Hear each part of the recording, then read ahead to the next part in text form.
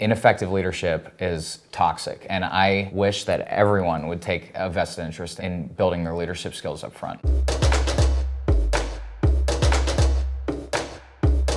See the numbers, see what's happening, and have a natural desire to say, okay, but why? I listen to way too many podcasts. Making sure that people get out into the real world and understand people is going to be as important as ever.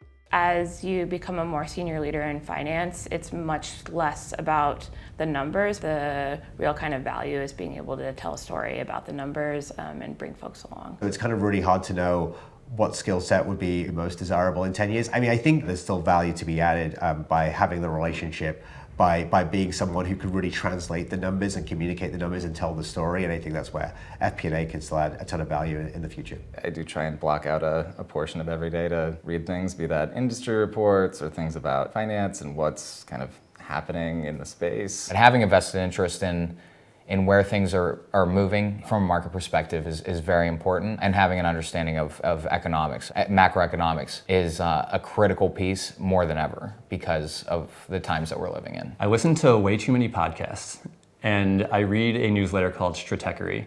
Talking to my peers, taking our time and making sure that we're doing things sensibly, but really just trying to read up as much as possible, and you really kind of get a feel for what's going on.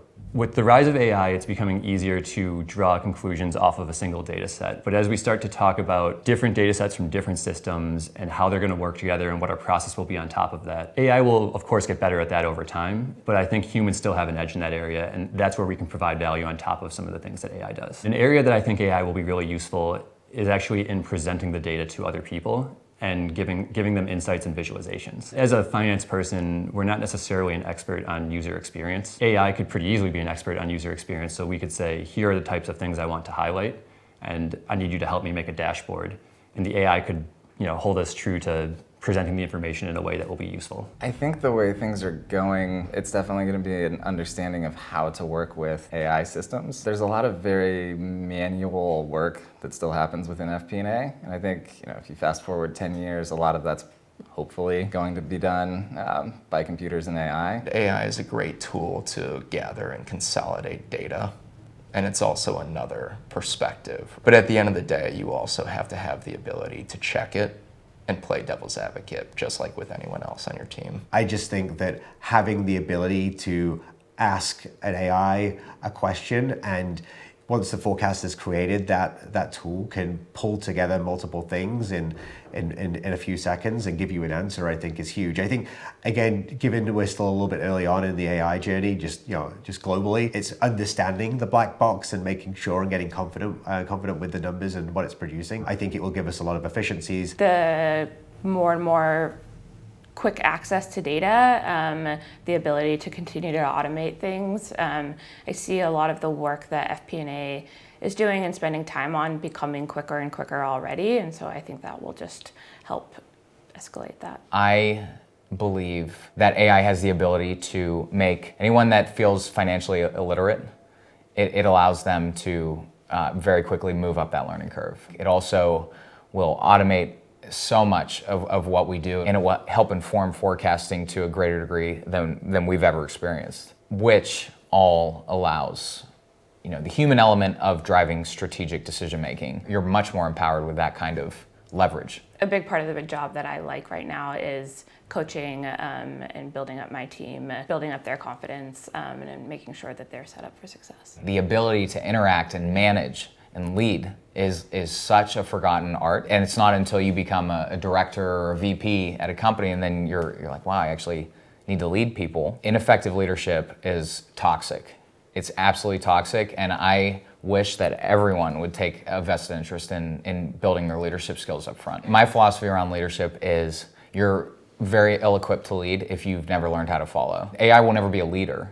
And those intangible qualities, they're what make companies great. I think diversity is super key. We'll make sure that everyone we interview is diverse because everyone brings in different knowledge, different insights. The number one thing that I hope to find in a candidate is that I'm worried they'll be better than me at my job. If I think somebody could end up being better than me, then that's probably a good indicator that they'd be a good hire. For me, the biggest thing within FP&A ultimately is having a sense of curiosity. It's very easy to do the job and just kind of see the numbers, report on them, move things over. But the people who I've found really excel are the people who see the numbers, see what's happening, and have just kind of a natural desire to say, okay, but why?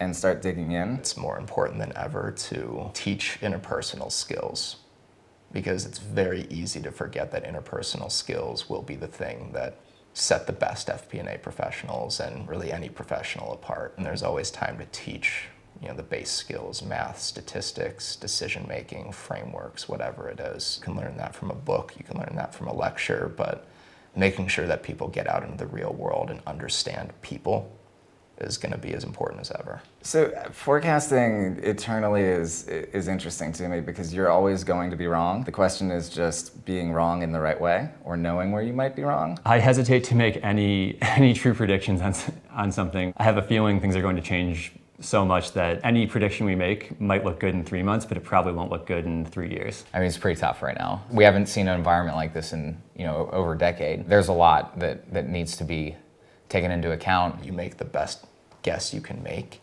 and then you adjust, you course correct.